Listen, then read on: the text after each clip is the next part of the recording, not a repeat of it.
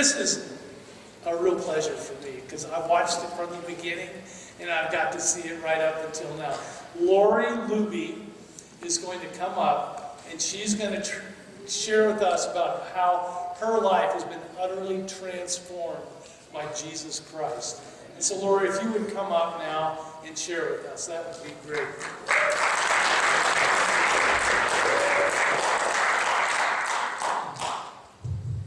Want me to pray for you? Yes. That song got me, that reckless song. Oh my goodness. Heavenly Father, we come before you and we ask your blessing upon Lori. Fill her with your Holy Spirit. Give her peace in her heart, because I know she's probably a little nervous right now. And I pray that you just give her boldness to speak, Lord, and give us receptive hearts to hear about how you change lives. All glory goes to you. In Jesus' name, amen. Amen. Well, I didn't know if I'd even made it through that song, because that one is a powerful, powerful song. But I would like to ask each and every one of you, do you realize how much God truly loves you? And how much He pursues you and never lets you go? I'd like to share my story. I was raised in a non-Christian family. I am the youngest of 4 children. When I was around 6 years old, my oldest brother Steve started doing horrible, unspeakable things to me. I lived in fear for many years until I was 16, until he passed away. But because of that circumstance,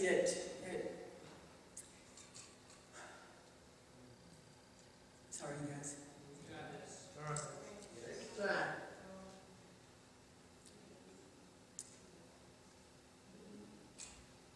I'm sorry.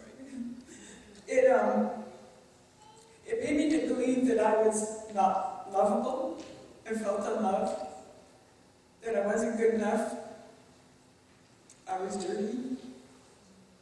It really scarred me. Sorry, guys.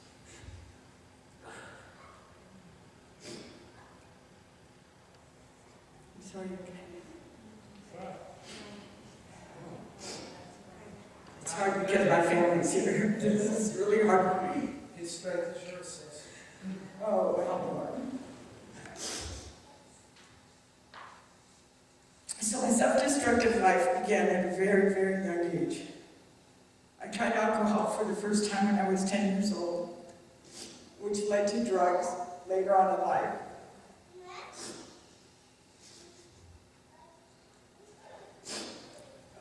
I know that God was with me at that time because, I literally would have been dead. As Psalm 40:12 says, "For troubles without numbers surround me. My sins have overcome me, and I cannot see. They are more than the hairs of my head.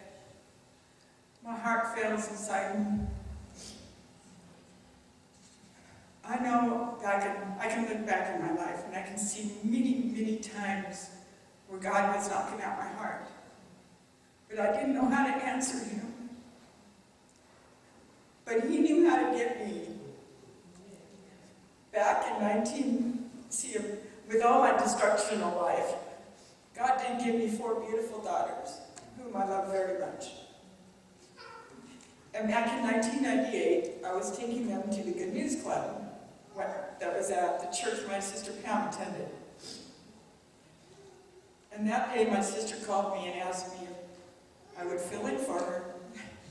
And of course I said no. I don't know what to do. I don't fit in with those people.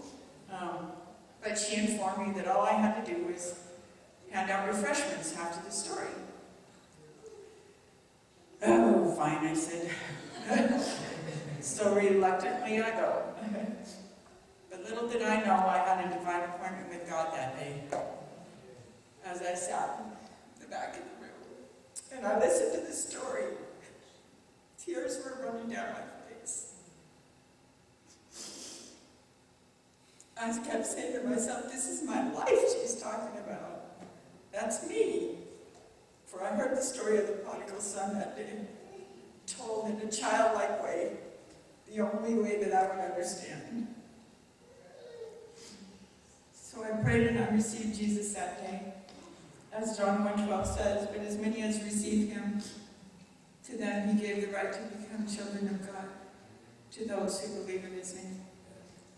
I answered the knock of my heart to Christ and let him in. As Revelation 3:20 says, behold, I stand at the door and knock. If any man hears my voice and answers the door, I will come in and dine with him, and he with me. For the first time in my life, I was happy. I was overwhelmed with happiness. But it was a very short-lived happiness, because the world came back in. The men, the drugs, and suicide attempts. And I totally skipped all that, didn't I, before? I missed it. But for 15 years, I thought, I need to get back with God. I need to make it right with God again. I wanted to be happy again. And so, a few years later, I left the drugs alone. A few years later, I left the man. And then I told myself I need to find me a church. But I didn't want to go by myself. So several months go by, and God decided to let me see something that really frightened me, to where I called Wenatchee Valley Baptist Church and asked to make an appointment to see the pastor. See, I used to go to this church many years ago when Buddy Ellis was the pastor here, and so I was familiar with the church. So I come and I met Pastor Dave, and he introduced me to his wife Bonnie, and the two of them are my angels. My knees are shaking so bad, I can hardly stand.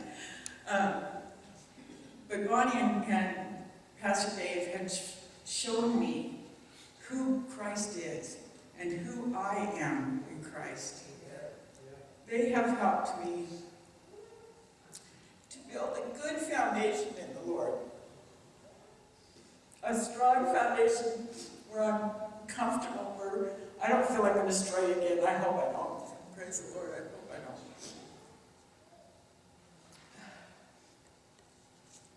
But I don't know if you all have seen this photo of me. This was a picture of me 6 months before I met Pastor Dave and Bonnie. And every time I look at this picture, I think of only one verse. Excuse me. 2 Corinthians 5:17. Therefore, if anyone is in Christ, they are a new creation. Old things have passed away. And behold, all things become new. I am a new creation in the Lord.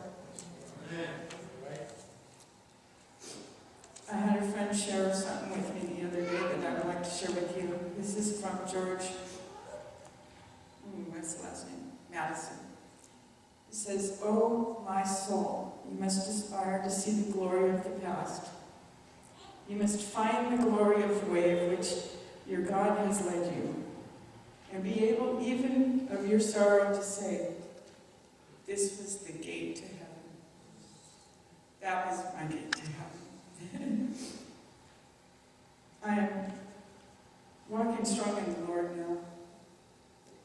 And I just sometimes have to say, wow, the creator of all, the big, magnificent God that I praise and worship, chose me.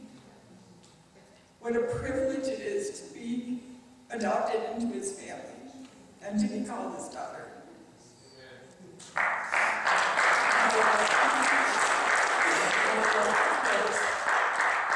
With the verse in Deuteronomy 7:6, "For you are a holy person to the Lord God, your God. The Lord your God has chosen you to be a people for himself, a special treasure among all the peoples on the face of the earth." I am alive. I am alive today because he lives.